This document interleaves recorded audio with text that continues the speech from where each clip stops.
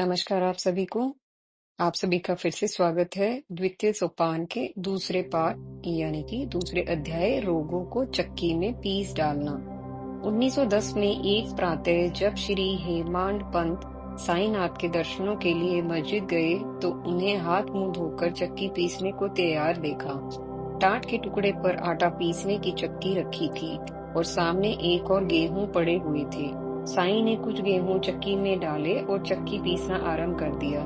साईं का यह कार्य सहज ही जिज्ञासा उत्पन्न करने वाला था। जो फकीर जो सदैव भिक्षा मांगकर ही जीवन का निर्वाह करता था, संचय संग्रह आदि सांसारिक वृत्तियों से कोसों दूर था, उसे स्वयं चक्की लाकर गेहूं पीसकर आटा जुटाने की आखिर आवश्यकता ही क्या थी। हेमांड पंत ने कोई प्रश्न न किया, मात्र देखते रहे। यह प्रसंग उन्होंने अपनी पुस्तक साईं सचरित्र में लिखा भी है।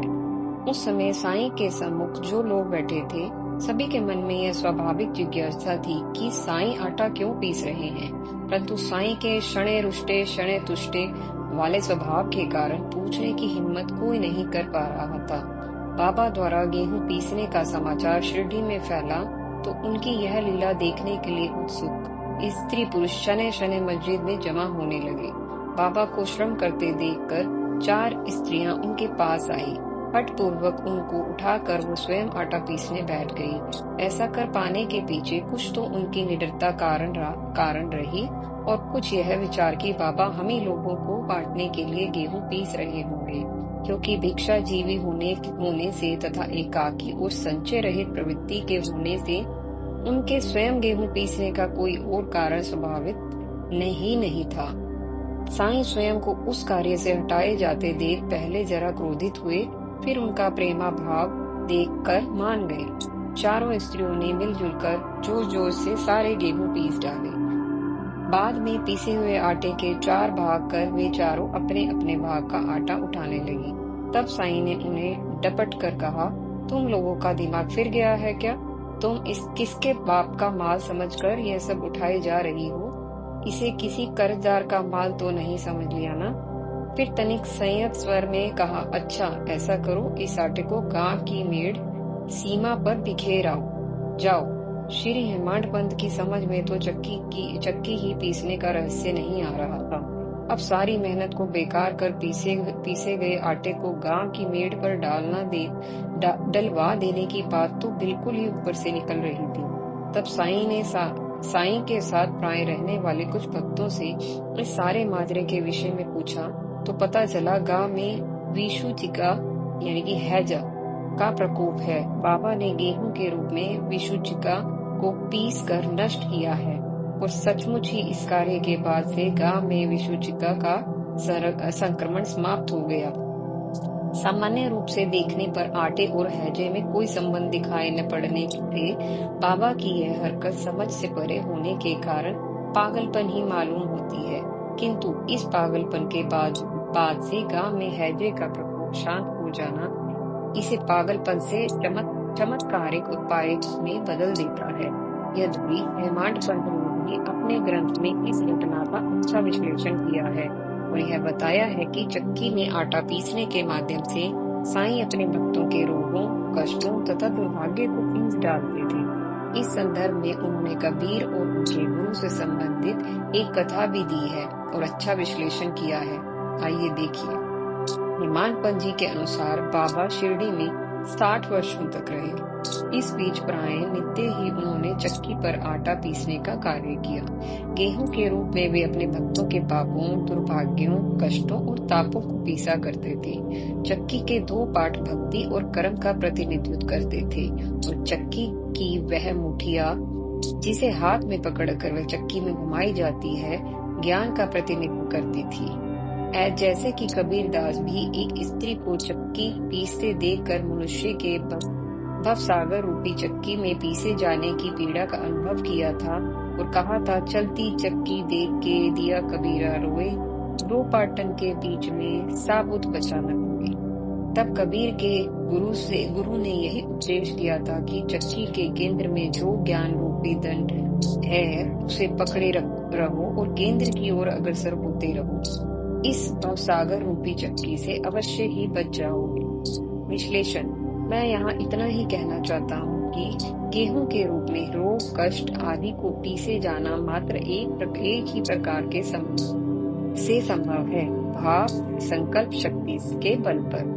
अपने ही आत्मबल यानी कि इच्छा शक्ति के आधार पर गेहूं में रोग, कष्ट, पाप को दृढ़ भाव से प्रत्यारोपित करके जैसे प्राण प्रतिष्ठा की जाती है और उनसे पीसे जाने के साथ ही रोगादि के नष्ट हो जाने की भावना को दृढ़ करके ही यह कार्य संभव है। अन्य किसी भी प्रकार से चक्की, आटे और रोग, पाप, कष्ट का कोई संबंध नहीं बनता। इसी प्रकार वैदिक युग में भी स्वभाव भेदी गुण आदि में आत्म तत्व का प्रत्यारोपण कर उन्हें देवता के समान अभिमंत्रित कर जीवंत किया जाता है। इसी आधार पर सत्ताओं, शक्तियों, पदार्थों का मानवीकरण भी किया जाता है। यह सब भाव प्रधान है। भाव का केंद्रीकरण करके यदि पत्थर का टुकड़ा भी हाथ में लेकर बर्फ की कल्पना की जाए तो शीतलता की अनुभूति होने लगती है, क्योंकि भाव की प्रबलता विश्वास को उत्पन्न करती है और विश्वास की दृढ़ता असंभव को भी संभव बना देती है। इसके मूल में हमारा आत्मबल या संकल्प शक्ति ही कार्य करती है। निश्चित ही बाबा भी इसी प्रकार रोगों, कष्टों का निवारण करते रहे होंगे। यहाँ प्रश्न उठता है कि भाव और संकल्प का को ही कार्य करना है तो फिर चक्की की या पीसने के कर्म की क्या आवश्यकता रह जाती है। अमुक व्यक्ति रोग से मुक्त हो जाए, ऐसी भावना ही पूर्ण आत्मबल से करना साईं जैसे आत्मबली सिद्ध योगी के लिए प्राप्त था। फिर चक्की पीसने के आडंबर की क्या जरूरत थी। इसका एक ही कारण मुझ औस्त बुद्धि को उचित जान पड़ता है, वह है तंत्र यानी व्यवस्था। किसी वस्तु, बिंदु विशेष, ऑब्जेक्ट में ही भाव शक्ति या प्राण की प्रतिष्ठा सहजता से संभव होती है। भाव या मंत्र के प्रयोग के बाद भी यज्ञ, हवन कुंड की अग्नि में भी अभिमंत्रित समीधा व घी डाले जाते हैं। शाप वरदान देने के लिए भी कमंडल से जल निकालकर उसे अभिमंत्रित करके छिड़का जाता है। अतः मंत्र के साथ यंत्र व तंत्र का भी प्रयोग होता है। क्रिया, व्यवस्था, प्रणाली की आवश्यकता ज्ञान शक्ति होने के बाद भी रहती है। साईं ने पृथ्वी से अंगारा निकाला तो चिमटा पृथ्वी में घुसाया, धूनी की आग को नीचे होने का आदेश दिया तो सटका खंबे पर मारा, दीपक जलाने के लिए तेल नहीं था तो जल ही डाला, मात्र इच्छा करके दीपक नहीं जला दिए। यह सब बातें इसी ओर इशारा करती हैं कि आत्मशक्ति से कार्य होता है, परंतु कोई माध्यम या व्यवस्था या क्रियान्वयन करना ही होता है।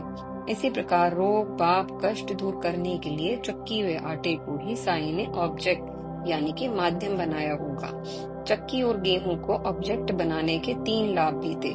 पहला, पीसा गया आटा गांव की मेड़ पर डाल दिए जाने पर परोपकार के कार्य आता, चींटियों आदि शूद्र जीवों को भोजन प्राप्त होता। दूसरा, नित्य चक्की चलाकर शरीर को रोग मुक्त व स्वस्थ बनाए रखने के लिए स्वयं में एक अच्छा व्यायाम भी है।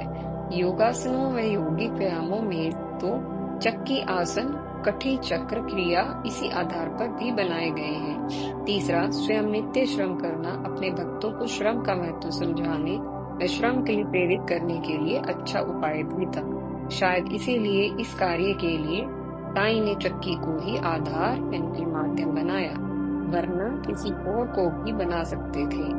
अलबत्ता चक्की के प्रारूप और उसकी संचालक क्रिया के जो उपमात्मक अर्थ श्री हेमंत पंडित जी ने निकाले, संत कबीर और उनके गुरु ने निकाले हैं, वे निश्चित ही प्रशंसनीय व सारपूर्ण है, अनुकरणीय भी। चलिए, इसी के साथ समाप्त होता है श्री साईं चरित्र के दूसरे सोपान का दूसरा पाठ। हम आपसे मिलेंगे अगले पाठ में। तब तक के लिए आपका बहुत बहुत धन्यवाद।